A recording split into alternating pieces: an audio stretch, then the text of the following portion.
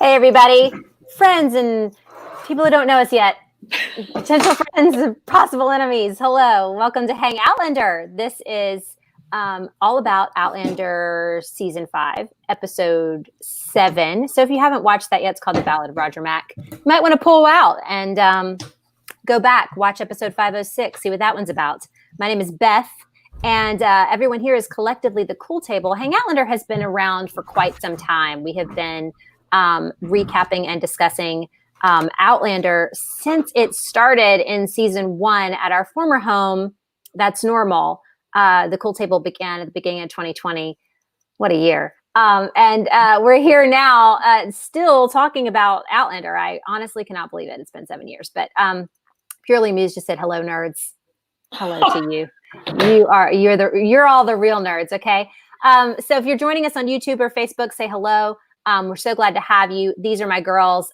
Karen, say hi. Hola. Amy, say hello. I'm muted. Yo, yo, yo. We're so glad to have you guys here. I'm glad you're here. Episode 507, you guys. I just want to get right into it. Hello to everybody. Faith, Mom to Muses is here. Amy Rose, so many of the Brett, so many people that we see all the time. Carla Hansen, just people we've been seeing over the weeks. We've gotten to know some of you, and I love it. I love having a hangout under regular peeps. Makes me really, really happy. But let's discuss Amy's shirt really quick because y'all, don't you love my shirt? I keep playing with it. It's very asymmetrically lovely. It's crop top too. Hey. Hey! Oh, and it's striped. When you're sitting down, it just looks maroon, and then the big stripes. I didn't see the small stripes till you stood up. Very nice. You know, I got tired of wearing the same thing for the past 12 days, so I thought I would actually pull something out of my closet. Good for you. I did too, even though I've worn a mustard shirt 75% of the Hangoutlanders this year. This is a different one you haven't seen. If you know your color, then just wear your good color, right? That's it. What was that thing we used to do, Karen, back in the 80s? Color me whatever. Do you remember that? No. I don't. Sorry. Was it Where Garanimals? You would find out it was like Garanimals. No, Garanimals for adults is Brooks Brothers. That's all I'm going to say.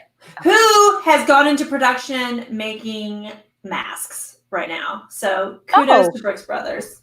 Good for them. It is Karen's people. If I go past the Brooks Brothers, I tend to just take a picture of it and send it to Karen and be like, I didn't see you in there. How did that happen? Well, you weren't in the right airport. That's why, because I pretty much only shop in Brooks Brothers in airport terminals. Well, they definitely don't have them in the Memphis airport terminal, but they don't even have toilets in the Memphis airport terminal. Well, you know we 100,000% have one in the Providence terminal because of Newport, baby. Of course you do. Actually, Unless they were winter. Okay, what was that thing called, y'all? It was like Color Me Beautiful or something. I have no idea. And you'd be like a summer, a spring, a winter, or a fall, and then you would fall into those particular color categories. So mustard was a part of fall, probably. Yes. Yeah, that makes sense. Sounds like something my mom would have done. Wow, shots fired. Hey, is your mom on? No. Faith just said there's a brewery in her city making hand sanitizer. I love that. Good for them. I'm very excited about it. Color Me Beautiful. Sheila just said that's what it was. Thank you, Sheila. Okay, so let's get into episode 507. Guys, flat out, if you've never joined us for a Hangoutlander and this is your first time, which I don't think that's the case, but if it is, hello. This was a great episode of Outlander. Just flat out super excellent. Let's give him a round of applause for being decent. Good episode of Outlander. Kept my attention and everything. It was unreal to me. It was great. Can you think of an episode that you've liked as much recently? Oh, recently? Well, not in the last 3 weeks, but prior to that, there were a couple. What episode? Do you think it's the best one in the season, or what's the best episode you can think of since it, or I would say in terms of total episodes, liking it start to finish, I haven't liked something this much since maybe the first season. Oh wow! Because I didn't like France. I didn't either. Sam was too skinny. Fireplace Jamie is the best Jamie. I think we can all agree. And he was way too skinny in season 2. I loved the episode. I thought it was a fantastic return to sort of the smaller moments and the character development and sort of letting the story be narrated by action and by dialogue. But it wasn't my favorite one of the season. I mean, I thought it was a welcome return, but I thought that, I think it was episode 3. I thought that was even better. I mean, Sam's performance was just off the charts good this week, as was Claire's. And she had very, very small part. Yeah. Speaking part. I mean, she didn't actually need to say anything when she came out of the tent and saw Jamie standing there in the field before he went off. If that had been the totality of her time on screen, the entire episode, it still would have been just as incredible as it was. But I love the episode, but I don't even think it's the best one of the season. So you liked the Beardsley episode better? Yeah, I did. I mean, we've got a lot of people talking about Beardsley up was good. Dawn just said the same thing, but I don't think it was better than this one. That would be a stretch for me. This is the best one of the season. I thought 5 and 2 were not great. 3 and 4 were great. Or 5 and 2, 1 and 2. And then 5 and 6 were not great. So 7 to me, this particular episode has been the best one of the season. I mean, just bar none. And it does remind me of season 1. Sharon Tucker just said the same thing. 507 felt like a season 1 episode. And I felt that way. It felt had a mood.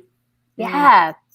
It was an Outlander mood. Do you know what I mean? Yes. Like sometimes the show is very Dr. Quinn.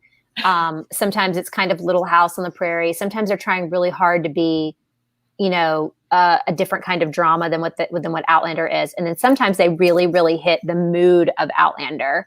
And I thought that this one really hit it from the very beginning all the way through. So I think it was like a mood of menace. I don't think that they want you to feel stakes before, but this one really felt like it had true stakes.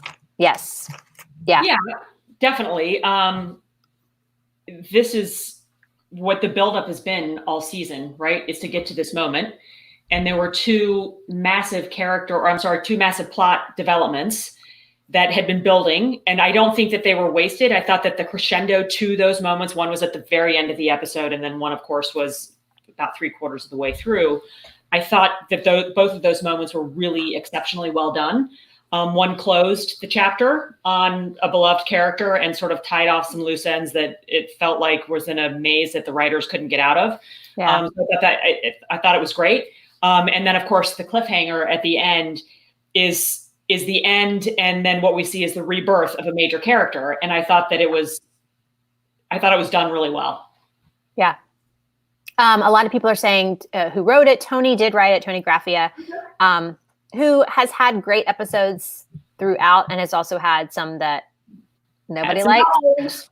So I think she wrote Rent, she wrote Rent, which is a great episode, but she also wrote Man of Worth, which is one of my least favorite episodes ever.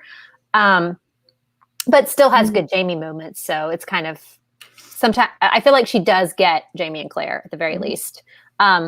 So let's get into it. I mean, we all agree that that was great. Maybe of the levels and the reasons why we thought so, but we all agreed it was great. So let's talk about the very, very beginning. So the opening of this episode starts with someone in the future writing the Ballad of Roger Mack. And I thought when it first opened that it was Roger, like somehow. But of course he would write a song about himself. Yeah, like what are you guys? Do y'all have any theories about who it could be? Well, it could be. I mean, true that. We have read forward in the book, so it could be Roger Mack when he's unemployed yet again.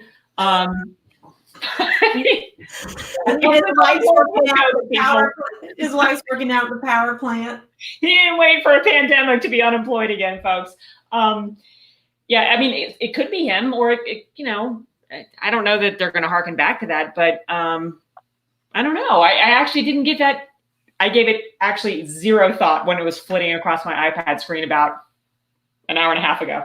It actually fooled me because for a second I thought that when Brianna was remembering something, I was thinking that she was remembering this song she had heard, the Ballad of Roger Mack, and it had some line in there about. Yes. It was kind of that's what I was thinking it was. Yeah. I thought that would have that went through my head for a minute too. If he hadn't pulled out that map, it would have hit that note for me. I think that would have actually been a little bit better, a bit more of a connection. I'm reading some people say that they think it was Jem. I think that that's the potentiality that it's Jemmy in the future, maybe in the 70s at some point, writing a song about his dad. But I really loved the idea that it was no one we know writing a song, some Scottish dude or someone somewhere, son of the American Revolution or something, in maybe the early 60s or something, writing a song about a historical character that he knows or a historical story that he's heard of. And so the Ballad of Roger Mack is this thing that happened before Bria and Roger ever go to the past that's being written by somebody beforehand. I really like that idea that it was just kind of, it's no one we know. It just could be anything. Right. And I would love for it to come back in some way, to have some sort of like poignant purpose and not just be like a cute way to start the episode. Brittany just said, y'all are too deep. I think they just like the idea of Roger writing a song about himself. You're probably right. Let's be honest. That's probably it. It was Bear. It was Bear Grylls or Bear McCreary, whoever. Bear Grylls. Whoever writes it. Well, I mean, they're in the mountains. Maybe it was Bear Grylls, but it was probably the guy that writes all the music. I'm surprised he's not in this show. Let's be honest. Well, I had this moment of when the theme song came on because I hate it, and then I went into the kitchen to get something to eat or something, and when I try to annoy my daughter, I sing things to her opera style, like, this is how we do it, and then I realize that that's what the opening is to me now. Like, it comes on, I'm like, sing me a song. Yep. Like, it's just meant to annoy Yep. me.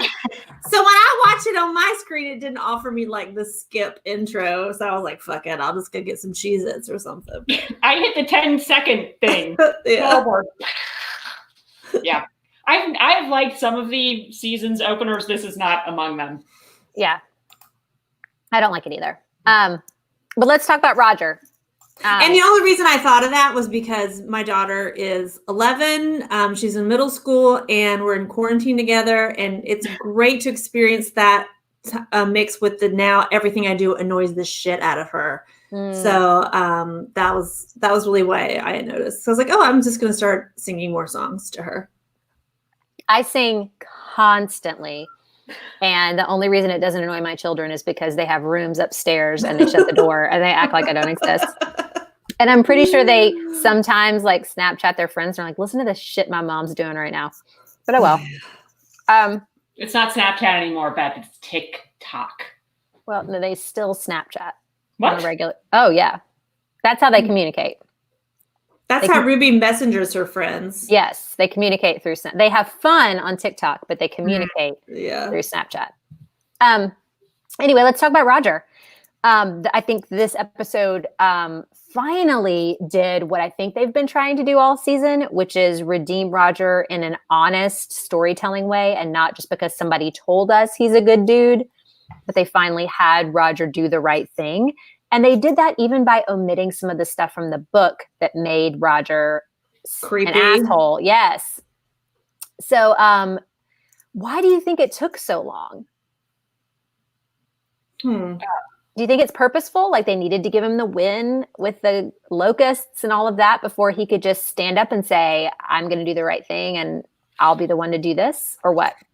I think it can be hard to write kind of a complex character with flaws, especially when he's standing next to someone that everyone just adores another character.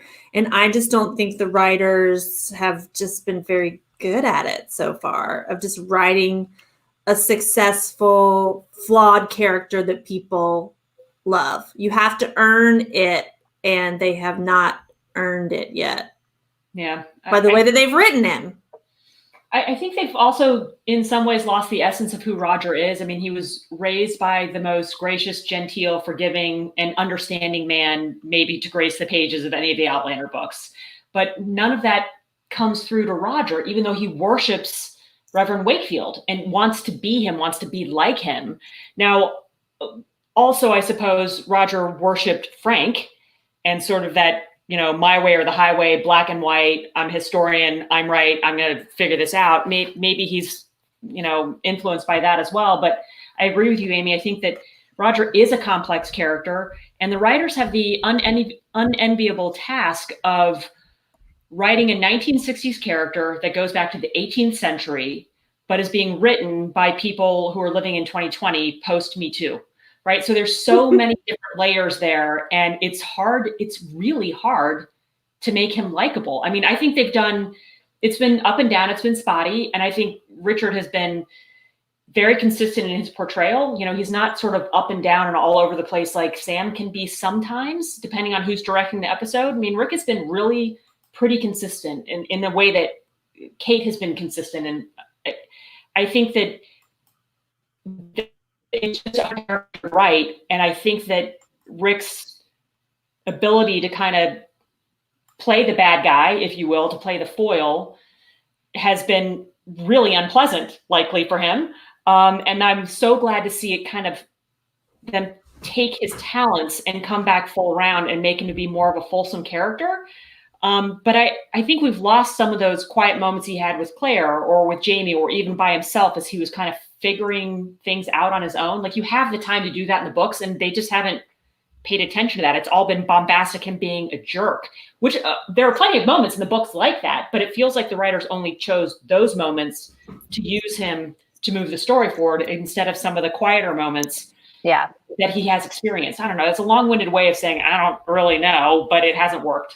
Well, I think because in the beginning they've styled him so terribly, I do think, and this is probably petty, but it is easy to like kind of a jerk if he's hot as shit, Yeah. And in the beginning, they styled him to look like such a doofus that was unattractive, that he just looks like, a doofus that you just don't want to be around. Yeah. That's why him being a pirate in the book, I feel, is important. Yeah. Moms and Muses just said if they had stuck to the source material earlier, it wouldn't be such a chore to redeem him, which is absolutely true. Season 4 really went off the rails with Roger. I mean, I was watching, I went back to watch another episode of Hangoutlander to do just like a little bit of research about something we had said, and ended up watching a lot of it because it was an episode we had loved. And yet we were talking about what a stalker Roger looked like. And it was when he went to Inverness to look for Bree. And I mean, we're talking early season 4. He's out there trying to track her down in the worst possible way. I mean, he looked like a total stalker. It was such a weird choice. And he also didn't look cute. When he was wearing all those layers, and we were like, isn't it summer? I mean, it was just awful. Well, and I don't remember in the book, I don't remember him having a beard or a bowl cut. I mean, the way he was described in the book was, a sexy pirate. Right. Like ruggedly handsome, bright, the Mackenzie bright, piercing eyes, sort of black Irish, if you will. So sort of dark, thick beard, but he was clean shaven. And like, he knew he was pretty hot, right? Yeah. He knew he was a cookie. And that's not what we got. We got tweeds and turtlenecks and shaggy, unkempt beard and like neck beard. We got neck beard. Like Jim Carrey from Dumb and Dumber. Yeah. Haircut. He just didn't look great. I mean, we even knew, like, even Terry was talking about how she didn't like his costuming in season 4. The only one she had done was the turtleneck and the kilt, which was the only one he looked good in. Doolittle just said his near death will likely redeem him more. True gratitude for what he has. Let's hope so. And for those of you who haven't read the books and this has ended on a cliffhanger for you, there's some spoilers coming. You should probably know this already, but Roger's not dead. It is a near-death thing, and I'm sorry to spoil that for anybody who hasn't read the books, but I don't think that's anybody here anyway. But he's going to live, and there are going to be some major changes of what comes through for him. And I think that there's some. I'm not convinced that Roger will be better going forward. I agree. I don't think he's going to be any less angry. Remember, there is a phase in the next couple of books where he's really bitter. It's like, why does this shit keep happening to me? And justifiably so. I mean, two really horrific traumatic events occur, and the one thing that he's never really had to work for is completely taken away from him. And so it's the emotional trauma that he lives through in the next several episodes. I don't think he's going to come out any nicer. Yeah, I feel like this week was the one week that we got with Roger being fully redeemed, doing everything, stepping up. He steps up in every scene. He does the right thing in every scene without caveat. Like, I'm for Roger in this episode. He does everything the correct way. Even punching Buck McKenzie is the right thing to do. And so I think that, and even just the way he kind of like rolls his eyes at himself, like, what the fuck did I just do that? Like, that was such a mistake. But I think going forward, this is going to push him back even further than the Idiot Hut did. And so we're really going to see idiot dog-faced Roger come back with a vengeance. And this time we're just, we've seen Brianna just kind of have to be at his side, constantly pumping him up, constantly like encouraging him. And I feel like we're going to get even more of that. And it's going to be so belabored and so frustrating. And so I'm hoping they can redeem him to the point where when it comes to deal with Stephen Bonnet, there's some spark there. But I don't know. I don't know if they'll be able to do it. I think we're gonna be in the morass of Roger feeling sorry for himself for a while. Well, they could not have picked a baby that looks more like Stephen Bonnet. For real. Right. Oh my God. Right. Now remember, I couldn't believe it. In Echo, so 2 full books from now is the first time Bree really calls him out on his jackassery, right? She's like, really? I have freaking had it. Huh. Shit or get off the pot, pal. Figure out what you want to do with your life. That is 1,800 pages from now. So I'll be interested to see if the writers actually go, she does it a little bit in the next couple of books, a little bit, but not like she does in Echo. Well, we'll see. Let's discuss his scene with Morag and Buck, because I really liked it. I thought that he did a good job. In the book, he grabs Morag. She's trying to get away from him. She puts space between them, and he keeps going around it and keeps holding on to her, and it's very creepy and very shitty. And he kisses her. It sucks. They fixed it. Yeah. So they fixed something that had, just made Roger seem even more like an asshole. So I was very glad to see it like that. He just seemed really genuinely concerned. Yeah. She looks like she's in the midst of the area where the battle could potentially affect her. And then she does the one thing that Beth hates the most.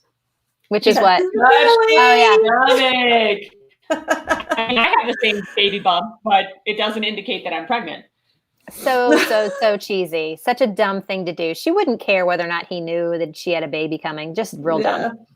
But then we get a super good surprise. That was a genuine surprise. It was. It took me like a long time to go, shit. Yeah. So when did everybody figure out that it was Graham McTavish being Buck McKenzie? I was like immediately just like, oh fuck. My kid kept coming in and saying, you keep yelling at the TV, like, and that was probably the first time I started screaming. But then I started to try to do like math, like, wait, how old is he? Because I think it's hard to make Graham McTavish look in his 20s or, but I mean, I just loved him being there. It was wonderful. And I loved, again, being truly surprised and unspoiled. Yes, it was wonderful. A wig, right? Because it looked real. Yeah, it did look real. Yeah. So you just said that. It's like somebody just said great wig, but it was you. But yeah, I thought he looked great. I actually thought he did look young enough. I mean, in terms of, 18th century men, a 25, 27-ish man who's had to journey across the sea and he's living hard and he's living rough and stuff like that. I don't think he would particularly look like I think having it had just been Jamie's 50th birthday, who looks, like he's had every plastic surgery available to him of the time. for a 50-year-old. You know, no it's the necks. The necks don't look old. Yeah. Oh, it does. Whose does? That's a 49-year-old neck, y'all. This is a 40-year-old Right. neck right here. I'm the same age. I'm the same age as Sam and Katrina, and it should look like this, you guys. It should look like this. But I said in my recap, I don't like to use the phrase genius for anything that the Outlander writers do. But I really think bringing Graham back for Buck was a very genius move. And then having read the books forward, knowing that he eventually time travels. Yeah. I was like, this is what I want now. I just want like the Brianna and Buck show, like back hanging out around the old. What's the name of that, Karen? What's the name of their stove? Their stove? You know, it's like there's the stove, the old school Agar stove. or whatever. Yes. The big ginormous one. It's like the size of a room. And yeah, but they mention it like 400 times, you know, when they travel back, that's the stove. Yeah. They do indeed. So he's going to be back. I mean, he'll be back not next week because they're off next week, but in the next episode, we're going to be seeing more Buck McKenzie. So Aga, is that how you say Aga? Yeah. Agar is the score you get when you're a newborn, but that's Apgar. Agar is the stuff that you grow mold on. Jesus, I cannot get it right. Penicillin. I mean, come on. So anyway, Buck is going to be in it for a while. Are we excited about that, or do we think that we already got enough, Graham? Well, I think now he can justify his presence at every 2-person attended fan event and con. So, I mean, he shows up at all the cons anyway. So, you know, now we're not like, oh, there's Graham crashing the stage. Yeah, actually glad to be there.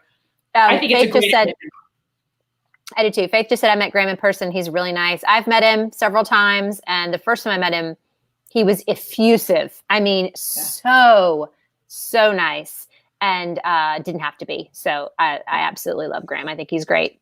I always feel like in the first season, Claire should have just thrown him some, just because it would have been fun. He's very hot. Yeah. He is for an old guy.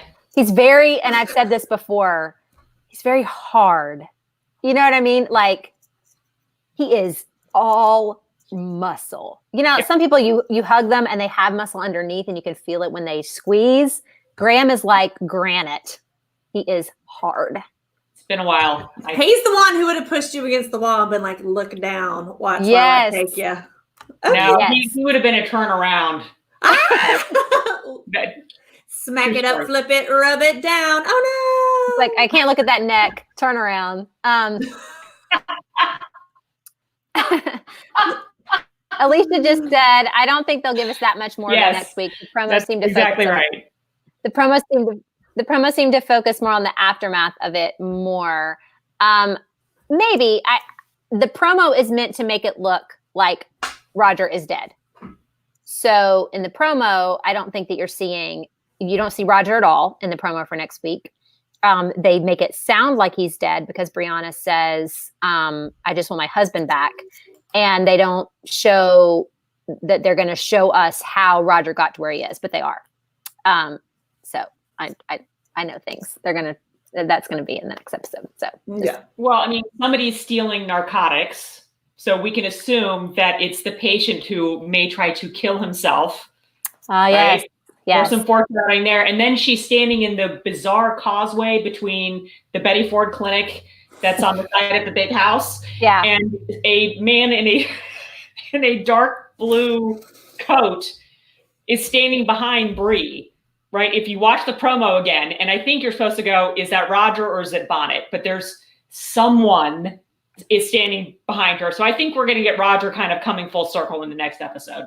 Mom DeMuses just said she has a coworker who didn't read the book and she's devastated. I have seen lots of messages from people whose friends are just watching the show and are really, really devastated. So I think in terms of like just sheer cliffhanger value, having Roger hanging there was a great move. What do you think about the actual pulling off that scene? It was my least favorite scene of the entire episode was them coming across the hanging men. I didn't like the way it was shot. I didn't like kind of the lead up to it. And I don't like the fact that Roger was not, his toes weren't trailing in the dirt. I mean, that's the way it is in the book. And he's in the book. There's all these reasons that he survives the hanging, right? But that was what I was, even knowing the outcome, I was like screaming at I watched it on my laptop. So I'm screaming at my laptop, like, hurry up, like get him. And then I could just see like his hand is underneath the thing. So I'm thinking that his hand is underneath the rope. And I'm like convincing myself of this, even though I know the outcome. So I thought it was very well done. Well, to me, they kept going back to Bree's face where she's just standing there in shock. But Bree and Claire are both women of action. And so the only thing I didn't like about that scene is if Bree noticed his coat, she would have been screaming, cut him down, cut him down. They seem to be a little too leisurely. Yeah, it was kind of like dun, dun, dun. It was like an Indian soap opera. You know, it just reminded me of like Passion Plays when it's time to take Jesus off the cross and they're just like, cut him down, you know, like they're just like, and Mary's sitting there waiting to hold his body, you know, she's upset, but it's like over or whatever. And I was just like, there would be some, you know, rush and, you know, I don't know. And this being a Diana book or show, I was like, be careful. He lost his bowels. Where was the pile? I was looking. Oh, he shit himself. Everyone did. I saw no stains. There were which should tell us that he lives. Right. He's not dead yet. In fact, I just kept thinking about that Monty Python scene where they're walking through the village with the wheelbarrow and there's a guy in the wheelbarrow and he's like, I'm not dead yet. And the guys never mind. That's a little too close to home for what we're experiencing right now, Karen. I believe me, I have that meme on speed dial right now, and I wish I didn't. I just feel like there could have been a better way to shoot it, especially the fact that they had the time to have Jamie go over there and like you can see him start to like lower him. It just was too nonchalant, too cavalier. Yeah, I did not understand the choice to do that for sure. Mm-hmm. But I thought that's I'm going to give Sophie Skelton some props here. I feel like her face through that whole scene was perfect. Yeah, I thought when she was doing the after Jamie comes up off of his knees after Myrta dies and he sees her at the edge of the woods and she turns around and looks at him. Even that look, you know, you could really tell she'd been crying for a while and you could tell that there was just devastation and fear. And I thought she really, really did a good job.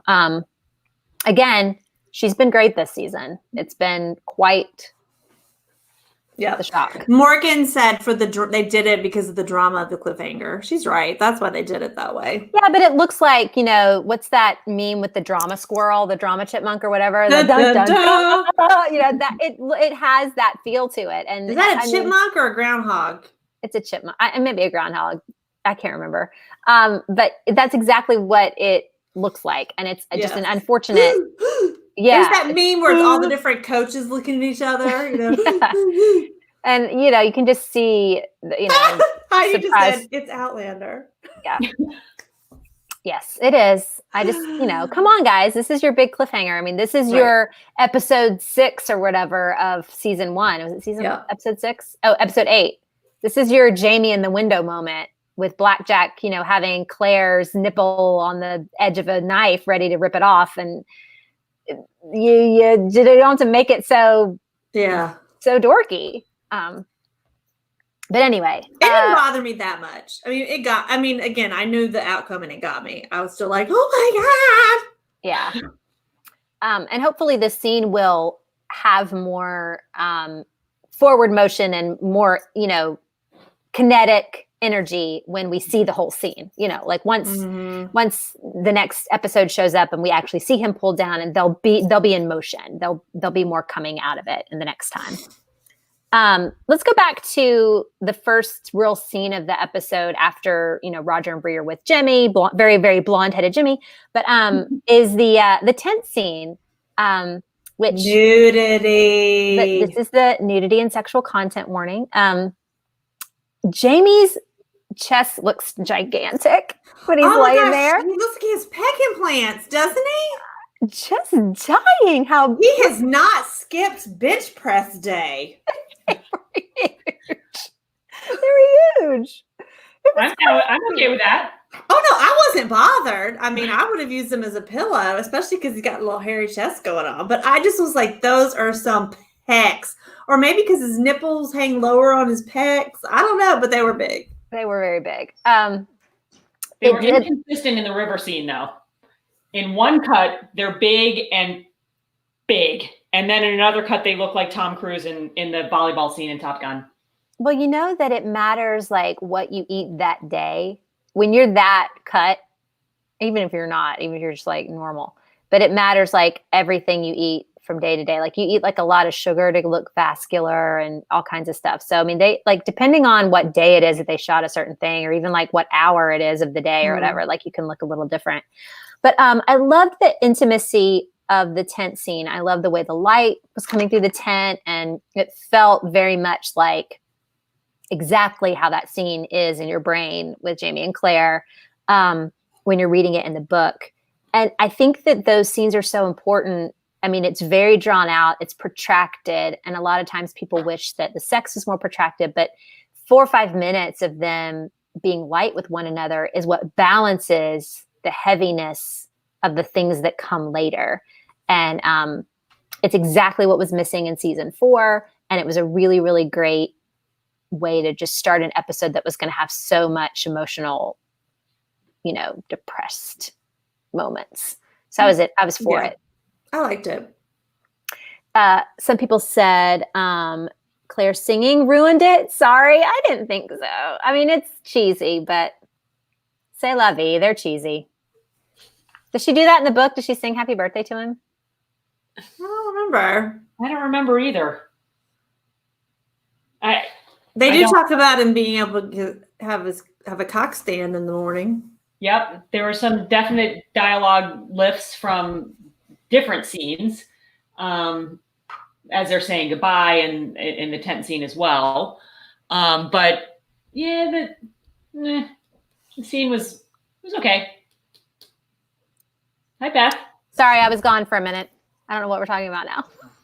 Not much thing, actually. Okay, We finished on the tent scene, and we've talked about the Roger cliffhanger, but the other large moment in the episode. Want to delve into that? Well, let's keep talking about Jamie and Claire for a minute. Laura just said, I'm with Beth on the love scenes at this point. We need to see that Jamie and Claire are still totally hot for each other, but we don't need to see the full act to get that. Yep. I fully agree. I mean, yeah, you're agreeing with me. So yes, Laura, we're correct. Of course. I don't mind. Are you saying you don't like it when she climbs on top and you see her titty and there? No, this one didn't bother me in any way. Like, Okay. The only thing that really bothers me sometimes is that I think that they, and I don't know why they do this, and I think that some people have mentioned this, like there's a little less obviousness to their sex that I think is unrealistic. Like she climbs on top of them, but like there's no adjustment. Like, oh yeah, you got to get it in there, right? yeah, and, like am I wet? And where's the coconut oil or whatever? I mean, not to give away any personal secrets, but they used to do all of that. It used to feel very honest and real. And I mean, we have a whole scene where Myrta busts in Jamie going down on her, and like, I mean, he's like wet from chin to forehead and stuff, and we don't get that anymore. And I'm okay with that because I'm a prude about this, but I think that if they're gonna do it, at least make it a little bit more. Yeah, because sometimes you're into it and then you're just like, oh, that's wrong hole, and you gotta. Yeah. Yes. But there's a lot of controversy over some of the ways that they don't touch each other anymore, and stuff like that. So there is kind of a. Did she get the Daenerys Targaryen contract that what's her name got in Game of Thrones, where she was like, I'm not doing sex scenes anymore? Like that kind of controversy, you mean? Yeah, I mean, he used to grab her boobs, and I think he was doing that even all the way through season 3. There's been licking and things and biting, and there's been like a lot of stuff that's happened in the show that we just don't see anymore. Now it's just, it's mostly half clothed, no adjustment needed kind of sex. And so I'm just curious. People are curious about that, like why that is and why they don't do it that way. I'm fine with it. To each their own. I see that. Maybe they brought in, a lot of the productions now have brought in an on-set sex coordinator, and maybe that person is just kind of like shut it down because she's like, don't make it, why even, if you don't need to bite her nipple, don't bite her nipple. And yeah. Maybe it's just because they're older. I mean, Claire's 56. Jamie just turned 50 this morning. Yeah. Courtney says that she likes my sex scene rewrites. If there has not been a sex scene where it's like, you're on my hair, you're not doing it right. Yeah. Usually it's like, stop breathing on me. Diane just said we never see Jamie's prime asset anymore, which is true. You're right. The nudity was just her boobies. Yeah. But maybe that's because they're cheap and don't feel like always doing the back makeup. Well, but they did it. They did it for this scene. You're right. But also, I think there's just, I don't know, there's something is just different about how they leg film it. cramp! Oh my gosh. Yes. Oh man. Leg cramp. For me, it's hip cramps. I'm like, I don't know what happened, but I can't spread for this long. What the hell? Like, no, I don't want to get on top. Stop making decisions. I work all week. You decide. I make decisions all week. Command me to do something and we'll do it. Otherwise, stop. Yes, like the greatest gift of love you could give to me is just you do everything and just maneuver me. Take care of it. You're big and strong. Mom to Music just said the dog is watching us. Laura said, I love the lighthearted kidding about the cock stand because the book is full of that humor. Yeah. I agree. That's the best stuff for me. That's what makes them, Jamie and Claire. But for me, I would have preferred the sex to also have been lighthearted at that point. Like if he's still talking about his cock standing up at, like she should be like, well, let's put it to good use. I mean, like, I don't like it. If it's a cock stand, use it as a microphone. Come on, yes! Marilyn. Get down there. Happy birthday. So I don't get why the sex is always earnest. Like the sex in the very first episode of the season was playful, right? Because they're trying not to wake Jimmy, but they ruined it by having it like montage with everybody else having sex. So come on, guys, give it to us correctly.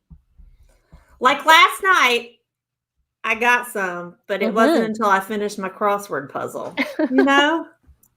Yes, I understand. I have to do Hangoutlander tonight and go wake him up later. It's good to work in the morning. Jamie in the stream, another nudity scene, if you want to call it so, because he's very, mostly nude, and we get to see his back scars, which we haven't seen in the cum gutters, as they call them. I call them on ramps. Leg rests.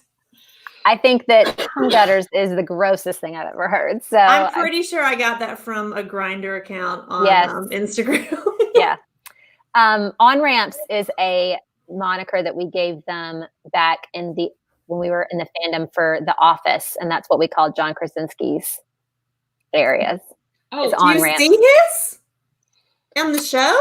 No, you don't. There is one picture of him in a white T-shirt outside of his trailer, and you see it in that picture. And we all passed it around for many years because it was the only evidence we had that he had them. That's making me miss television without pity. Just so you know, Pam and Jim did in fact get engaged this afternoon on the episode that we watched. Oh, yay. Dawn just said she was weirdly happy to see his back. I agree. There's again, this goes back to what I was talking about a couple of weeks ago or last week about how they need to be bringing everything back together. They need to have a good overarching river that runs through everything, because they're not talking about Scotland. If they're not talking about Culloden, then they're losing the thread. And even just doing something simple like showing Jamie's back while he prays to Dougal while cutting his hand, which is super pagan and just very Scottish, and a huge reminder of where he's come from in the same episode that he has to put on the red coat. I mean, that's the kind of checkmark boxing that they need to be doing with the whole story. So it's such a good reminder of everything. It was just that simple visual of Jamie's back just says a lot. And I loved it when you when Claire walked out of the tent and took the swig out of the canteen, that was very much of her just chugging the shit. Again, you're right. Anything that brings me back to like who the characters are, I love that stuff. Well, when she's in that apron, she's got her hair pulled back. It is an exact replica of the first episode where she swigs that champagne outside of the World War II tent and during, D-Day or whatever. I mean, it's a full-on callback to season 1. Jamie's scars are always going to be a callback to season 1. The red coat, a callback to season 1. And when they're all together like that in one episode, it's one of the reasons that this episode works so well, because they're telling the story visually and not just in voiceover and all of the other ways that they try to tell the story, and other times it's so belabored. So it was excellent. I thought it was kind of funny that he cut his hand so much to do these 4 tiny drops, and then he just like rinses it off and there's no bandage and it doesn't bleed on his shirt. And I'm like, how you gonna hold your musket with that hand sting in there, buddy? But apparently there's no reason to worry about realism times like that. Well, and she didn't grab his hand either, right? She's a healer. She's a doctor. Her purpose in life is to care for him and her family, and she didn't grab it and like even symbolically put her hand over it to say, "I heal you," which would have then been the foreshadowing to when he demands that she heal Myrta later, right? I mean, I thought that I just would have thought that at that scene they would have like connected somehow, like touched each other. She would have been part of his ritual somehow, even if it was just like taking his hand and then closing it. But there was like no blood. I mean, it was like clear through his hand. Yeah. He cut it. I was just like, holy shit, that's a 10 stitcher. Come on. It looked bad. Yeah. Yeah, I thought that was what was going to happen when he cut it so deeply. I was like, well, she's gonna have to deal with that, but nothing. I do love his response to her. It felt very Jamie, in what I feel like has been missing this season, kind of because they're always trying to be so earnest. Then she was like, who are you praying to? And he was just like, Dougal, and it was just like, that was so Jamie, like the practicality of it didn't have to be anything like, yeah. It was like my uncle who fucking kills people. Yeah. And it's part of the book. I mean, this is fully pulled out of the book. And so a lot of times it's those things that I don't think that they would have done on their own. When they kind of take the characters and run with them, they don't think like that. I think that Jamie thinking like that comes directly from Diana's brain. Yes. And so Jamie being just this side of pagan enough to have some sort of blood ritual where he, calls on his ancestors for intercession in war is something that comes directly from Diana Gabaldon's brain and not from the people who run this show. So it's important. I like that Claire's watching him from the side while he's doing it. Again, the intimacy of their lives comes from the fact that they are aware of one another in very honest ways. That was what was missing from last week's episode, where Jamie's supposed to be so jealous and so aware of what's going on with Philip Wiley, but you never see him watching Claire. He's never in the moment. And so it all fell flat because they weren't with one another. Other reasons it fell flat, but we don't want to talk about that. You can watch last week's episode if you missed all the reasons we didn't like that. But it works so well in this one. So when he comes out with the red coat, again, I said in the recap and everybody said it, Stars and Sony as well, you need to know who's cutting your trailers, because the fact that this was spoiled is one of the biggest letdowns that you guys have had, I think, this entire season. This moment should not have been spoiled in a 2-second clip in a trailer. Unbelievable mistake, because it was so powerful and so well acted and so well written. And Sam does a fantastic job the way he looks into the camera, and Claire does Kat does an amazing job when she comes out and sees him. The entire sequence is great, and it's such a letdown that we were spoiled. I think they just wanted the ooh, doesn't he look good in this coat and this hat? He does. In the trailer. I mean, he does. Well, yeah, the trailer cutter was like, oh, look at this, fierce look on Jamie's face. This is a great moment. Yeah. And they're not at all aware of the nature of that moment and what it means. Yes. Didn't they actually release stills from that sequence as well? I mean, it wasn't just in a trailer. It was a concerted. The stills from that were not released until this week. Oh. Huh. At least not in the press, not in the like the press materials. Mm. I must have just seen all sorts of internet editors do screenshots and YouTube videos for montages of how Yeah, they came me through the years or something. Not that I watch those YouTube videos, but you do. I've seen that GIF of him putting his tricorn on with the red coat on. I've seen it over and over again since the trailer came out. So I mean, it's just indelible now, and now you've seen it so much, it's hard to not see it again. But I mean, it would be equivalent to in season 1 if they had put, Blackjack and Jamie in bed together, in that cot together or something, naked or whatever, and put it in a trailer as like, look at the drama that's going to unfold. And people will be like, what? Like, why are you giving away like one of the major things? I mean, but book readers are even aware of that. This was even a surprise for book readers, and the fact that we didn't get it is just such a bummer. Yeah. I do think it's weird. I think it's a weird choice, and it was a great visual. It's a powerful character choice. It worked really super well, but also like, would Tryon really do that? Would he have the head of the militia wear the red coat when the whole militia, you know what I mean? Like, would they? What do you guys think? I think Tryon pretends to be self-unaware, but I think he's very self-aware. And I think he kind of knew what he was doing, and it was a control thing. Absolutely. To kind of remind him who was in control. Yeah, absolutely. And I love that moment when he says, shoot or shoot me.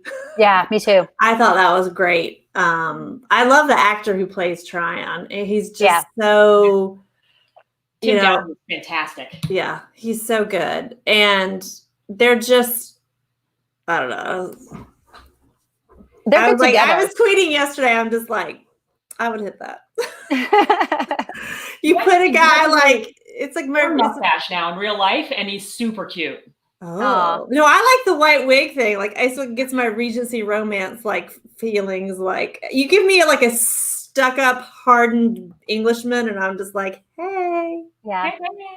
He is lovely on the socials, and during COVID has been doing readings from some plays that he's been doing, I think, and sometimes he reads books to his children as a live thing, and he's just absolutely adorable. Yeah, he's always been great on Twitter. He actually has like good rapport with like some of our Twitter friends, like because they started talking to him years and years ago. If you don't know, he was in commercials with Sam back before Sam ever got Outlander. And so he's been kind of on the radar of Outlander fans since those came about. And so it's been like 7 years that people from the Outlander fandom have been talking to Tim Downey on Twitter. And some of them have like real relationships with him and talk to him on a regular basis. So I think that's really cute. Right. He's a good guy. I was gonna say I loved it because I feel like it kind of reminded Jamie again of like what is at stake, especially when his people that live on the ridge saw him in the red coat and had that moment of like, oh shit. Yeah. And then again, it gave us the good drama of him taking it off, which, you're immediately just like, oh my God, now what is this for Jamie? But of course, knowing that it's now a hand play because you've almost killed his son-in-law, I just felt like it kind of just raised the stakes a little bit. Yeah, it did, definitely. Yeah. It was great. I don't have any problem with what, with them doing it or how it was done. It was really, really well done. But we need to talk about Myrta, who is kind of the linchpin, and we've been talking for almost an hour and haven't discussed it. So I've read lots of competing feelings about Myrta in this episode, reasons for his death in this episode. And I have to say, for me, if you read my recap, you know how I feel about it already. I think it was the right way to bring a character like Myrta back, but not just for the sake of having a character like Myrta in the show. I think Myrta was maybe the only one they could have used to do this. And they needed stakes in the Regulator storyline. It was always going to have to be, at the very least, the first half of season 5 was going to be this build up to the Battle of Alamance. And in the book, other than the general danger of what's going to happen with being in a battle, there's not a whole lot of emotional investment. Jamie knows Herman husband and a few of other people on the other side, but he's not really concerned about whether or not he's going to have to shoot any of them. He's kind of like, it'll be all right. And and in the book, we don't care really. Yeah. This gave it a lot of stakes again. The huge amount of emotional heft to this battle now that Jamie has to face his godfather on the other side. And I thought, even if they brought somebody like Willie or, Rupert or Angus, I mean, there's not that Willie, the original Willie, like from season 1. Even if they had brought somebody like that through, I mean, there was just something about it being Murta. I think it was the right choice. I think they ended up finding themselves out of, yes, I think you said this in your recap. They figured out a way out of their problem with how do we, we brought Murta back. Now, how does that arc end? So I definitely think they made the best choice. Mm-hmm. And the way that Murta was killed, it broke my heart. That poor kid. Yeah. All he wanted to do was impress Jamie. And then I was just like, that was another time I schooled at the TV and my kid yelled at me. Yeah. Andy just said something interesting. The only thing that it did that I didn't like was that it removed the stakes and the emotional heft from Roger's hanging. I think that can be true, but we haven't seen the next episode yet. And so I think that a lot of the emotional stakes of Roger's hanging will come as we see it happen and as we see the aftermath of them seeing it. Yeah, I think Jamie's fight with the governor, where he calls him out as being lacking honor and not appropriately going to war, and then the evidence of his family, the son of his house, being a victim to war crimes, as Jamie would see it, is just, I think that is going to fuel Jamie's rage and will justify getting involved in his position against the Redcoats even further. Yeah. It takes him to like mayhem Jamie, which is my favorite Jamie. Berserker Jamie. Yeah. Berserker Jamie. Viking Berserker Jamie is always, he's always high on the list of favorite things. Fireplace Jamie, Berserker Jamie, way higher. And we already see, that coming with the stakes getting raised with the conflict of the Browns. Yeah. And I was just like, oh, you done it now. Yeah. Not the syringe. Yeah. I mean, that's a whole nother side plot to Murta, and it's separate. But obviously, the Browns are going to have this conflict with Claire that's going to erupt towards the end of the season, and the syringe is a big part of it. I mean, it was just a couple of episodes that we were like, I can't believe she has a fucking syringe. Are you kidding me? Like, that's a whole thing. Later, she needs a syringe and doesn't have one, and they fixed it. My only complaint about Murta when they brought him in when he was dead was her field hospital seemed really low on patients. Yeah, there was nobody in there. There was no one there. She's just doing her nails. Yeah. That's basically all that was going on. Yeah. No blood. But yeah, that did seem funny. When she was looking at him, I posted this in a comment. Like in my mind, you know how sometimes like they'll give you a montage of the wonderful scenes that people have had together. I just kept picturing her like in her Coachella tour that she did with him, and I was just like picturing her on stage singing and him looking at her, and yeah, I was just like, oh. I mean, Murta is the first one to see Claire, to get her, and I felt the same thing when she sees him when he comes back in, is it Wilmington? Is that the episode that he comes back in season 4? And he whistles at her and she turns, and, there's just this, she's just lit up from within of this man who's family to her, who's essentially Jamie's dad in terms of the way that he interacts with them and has been with them the entire time. And I felt that when she is grieving on her own for Murta. I felt like we could have seen Bree grieve a little bit more. I mean, I realized it would have taken away from Jamie and Claire's moment in that time, but she also spent a lot of time with Murta. I mean, he's the one who brings her to DaCosta's house, and he's the one who has the long conversations with her. So wrapped up in where the hell is Roger? Yeah, I think it's overload for her. You see her basically back out of the tent. Yeah. She closes the tent, and when she turns around, her face is, that is a person in such deep shock that she's unable to process it, and literally removes herself from the situation and walks to the edge of the forest towards the battle Yeah. because she can't handle the trauma that's in the tent. So I that actually didn't bother me so much.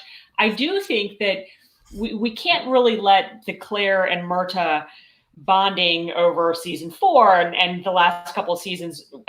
We have to pay homage to the fact that they both survived acting together in The Search. That alone makes them closer than any two actors maybe ever in the history of Starz broadcast television or cable television. Rot, terrible, awful, awful show, except the cave scene, which was fictitious. It was not in the books. Yeah. He tells her about Ellen and the bracelets, right? Yeah. In the cave, and that's when they kind of finally get each other. Yeah. So other than the cave scene, The Search is some of the worst. I mean, it's well, if you remember, there's like some weird editing in the cave scene, like how I even remember this, but there's like some like shot that just is, it's edited so weird that even that sucked. But I will say this, The Search has the really cool stuff with Jenny and Claire at the beginning. And that part of the episode is not bad. I mean, I don't remember hating you like the vaudeville act? I did. You like the Laura Ashley vest hat thing? Oh, to each their own, Karen. To each their own. I guess. But I've read a lot of people say that they didn't think it was a fitting end for Myrta. And while I do think that Myrta deserves better, they gave him the words that he says at Culloden to Jamie. They actually gave him a death that we get to see, which is had he died at Culloden, we wouldn't have. Well, we could have, but we didn't. And I like the fact that he was still around, that he got to meet Brianna, that he was in the Americas, that he did find something outside of just his oath to Ellen and his love for Jamie to deal with and to live for. And I thought that this was a fitting death.